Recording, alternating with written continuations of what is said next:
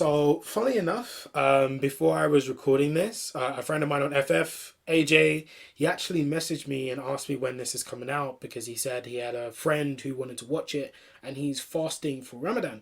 And obviously, listening to music is haram. So, what I decided to do is say, okay, try and get it out for Wednesday, but I won't put any music in it. So, if you are Muslim and you are fasting and you are listening to this, you can confidently know you will not be breaking your fast in any way by listening to this review because I'll just be talking. I won't do the intro and outro cut that I'll normally do with the music over the top. So, there's literally no music throughout this entire review, it's just me talking. Now, for some of you, you'll find that boring, but others of you, I'm hoping, might appreciate it. So, I was just trying to be a little bit thoughtful.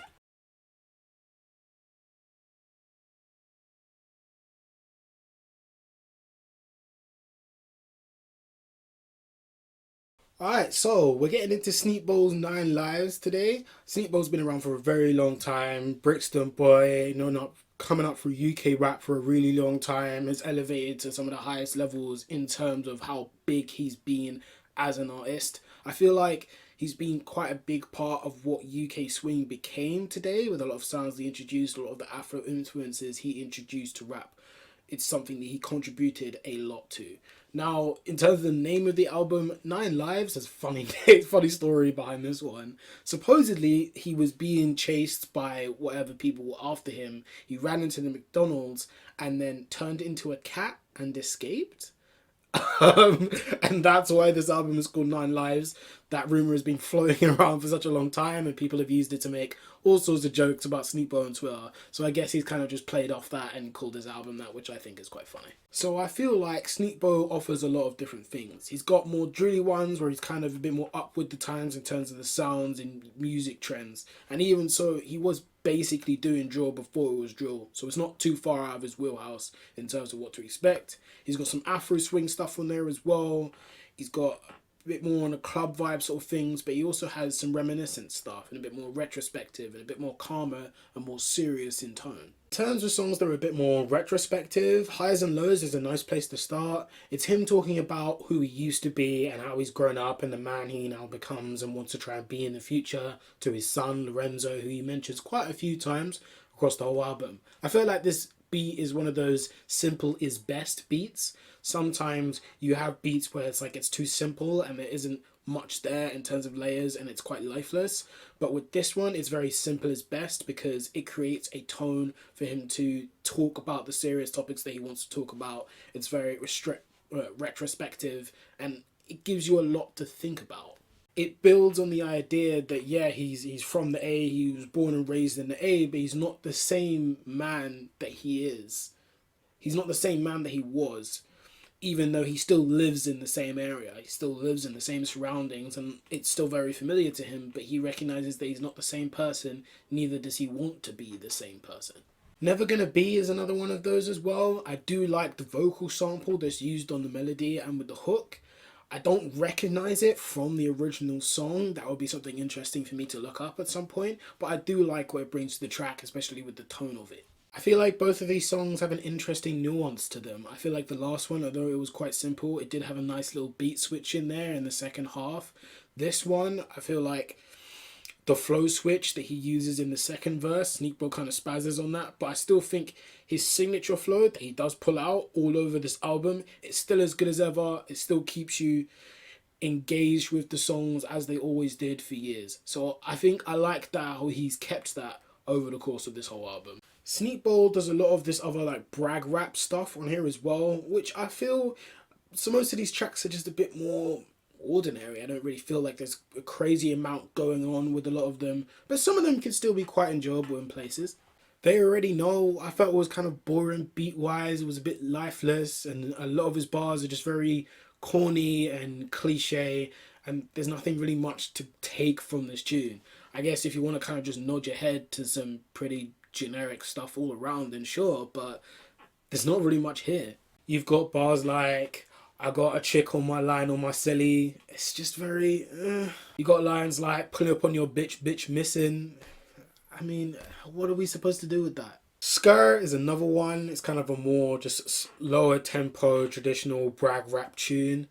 Fecky's contribution, I'm not really feeling it. I don't really feel like he offers that much. I feel like when Fecky's at his best and when he offers a lot as on more higher energy rap beats where he's kind of shouting a bit more and just pumping you up. But that's not really what this tune is. Fecky has never been the greatest lyricist or that good with the bars to really pull you in that sense. And even then, some of the bars on this, when you pick them out, it shows that there's not really much there. Bars from Fecky like, me and my brother's sick, we need medicine. It's like, well, we've seen this bar kind of rejiggled and revamped in so many different ways. It's like, we've heard this before. Like, it's a bit of a cliche. Your average rapper on Link Up TV probably could have thought of that. There's parts of it where Sneakbo, as I said, kind of gets with the times in a way because he's kind of on a more modern drill sound in terms of the instrumentals he's picked for these two tunes. You've got I Used To with Sneakbo and Styx. That's one that we've heard already. I think Styx goes ham with this as well. Styx has had a really good year or two in terms of runs of singles and even an EP that he dropped. Styx has had a great run. I feel like it's a shame that it was so late in his career that Styx has managed to pull this amount of talent out in terms of work rate and all of this because now everyone's seeing how good Styx can be.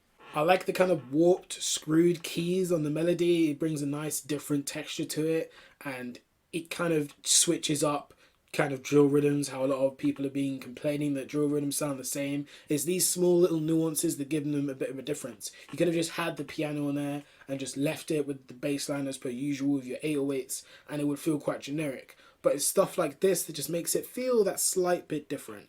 But the more you play with sounds like this, the more you're going to have variance in terms of drill rhythms in comparison to other songs. So producers just need to do more of this sort of stuff. She Fell in Love, that's another good one as well. I actually preferred this beat as opposed to the other one. Rude Kid and Ghosty is a great team up. It's very interesting hearing Rude Kid making these sorts of rhythms because in terms of what I know, when I think of Rude Kid, I think grime and garage. So him coming out and doing melodies for this, I believe Rude Kid did the melodies and Gotcha did the bass lines. If someone knows better, they can correct me, but I believe that's how that situation went down. I like Still Greedy's hook. I think it really just fits well with the whole thing and with the title and so on and so forth. But even though Sneakbo's flows are really good, I don't get the song concept because it's like Sneakbo's verses in terms of what he's saying in his parts doesn't really fit to how you've set up the song, especially with Still Greedy's hook. It's like Sneakbo's coming with these grease drill bars with all the crud that you expect from drill, but Still Greedy is coming like some sort of love ballad and it's like, what? It doesn't make sense. It's a decent song, but in terms of song concept, it's all muddled up and I feel like they weren't really clear what they wanted this song to be. So Sneakbo gets back into his Afro swing bag as well with songs like Flyest. I'm not sure. I don't know why, but something wants me to say that this was released beforehand. I don't know why, but anyway. Sneakbo stocks up really well with his verse. It's a really good opener with his signature flow that he's had for quite a long time. It's still engaging and it still works, even though UK Afro swing beats arguably have evolved quite a bit since he was really pushing that sound. But he still opens really well and shows he's really still got it. I like Brianna's hook, and in general, most of the melodies that she's singing on are pretty good. But the second half of her first verse, I don't like when she goes into that lower register. I feel like it doesn't really show how great she is as a vocalist because I don't feel like that's a vocal range that she really shines in. I feel like maybe she could have gone up an octave and that would have worked better. It would have come into a vocal range where she could kind of be a bit more skill expressive, you could put it that way. But I feel like that bit in that verse, I feel like in terms of it being out of a vocal range, it doesn't deliver as much as it could to the track. I feel like this is supposed to be like a summer vibes in tune, but the problem is I feel like the melody is just a bit too lifeless for it. It's so low, it's so timid. I don't know whether it's the instruments kind of selected or just the general levels of the melody. It doesn't feel very upbeat. It's not a very kind of bop, kind of dancey, horizontal kind of tune. It doesn't really feel like that. I know it's not necessarily Afro beat in terms of the higher tempo. It's more like an Afro swing sort of thing.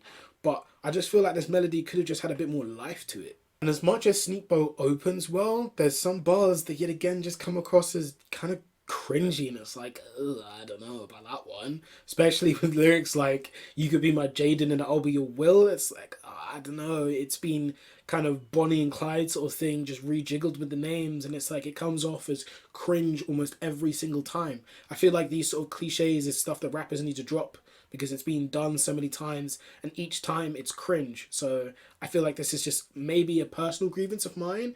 Those sort of lines I kind of just hate hearing in songs, even on R&B songs where that's kind of the point and the whole romantic vibe is supposed to be setting up. But even then, I just hate those kind of bars. I feel like Hold You Down vocally is a lot better. I think Mr. Yeezy does wonders with his contributions in terms of hook and verse. His voice is just on point throughout the entire thing, and he's definitely just a very good pick. But I do feel like the piano and the flute and the melody is similar to the last song. I feel it's very timid. It could be a very upbeat Afro swing tune that you could get everyone dancing to, but I feel like there just isn't enough life in it. And even with Mr. Yeezy just bringing so much to the track, it doesn't quite make up for it as much as I'd want to, maybe. I feel like Mr. Yeezy's vocals, really good. I feel like if you focus on that, you'll enjoy the song, but I feel like the beat just doesn't bring enough to it. You see, I like Life is a Gamble. I really like what Kid Cuds has to offer. I feel a lot of the time, Kid Cuds, he don't miss in terms of his verses on either his songs or even other people's songs. Kid Cuds don't miss, but I feel like it doesn't really fit with everything else that's going on. Even Sneakbo has some pretty good bars in this and some pretty good flows in this as well. Even switching in and out from his signature flow to other little skippy parts. But I don't get why it's here. Simply because, in terms of song concept, it doesn't really fit with the retrospective stuff. It's not really on the Afro swing sort of style. It's not really with the struggle rap stuff. It's kind of, this is a good song, let's put it on here, but it's like, it doesn't really fit with anything else that's going on. I really do like the beat though. The vocal samples that's used underneath the melody, yet again, is great. You've got obviously your, I can't really identify what sounds or what. It's kind of hard, but I feel like the layering's pretty good because it adds all kinds of texture that just makes the beat more interesting and more of a bop.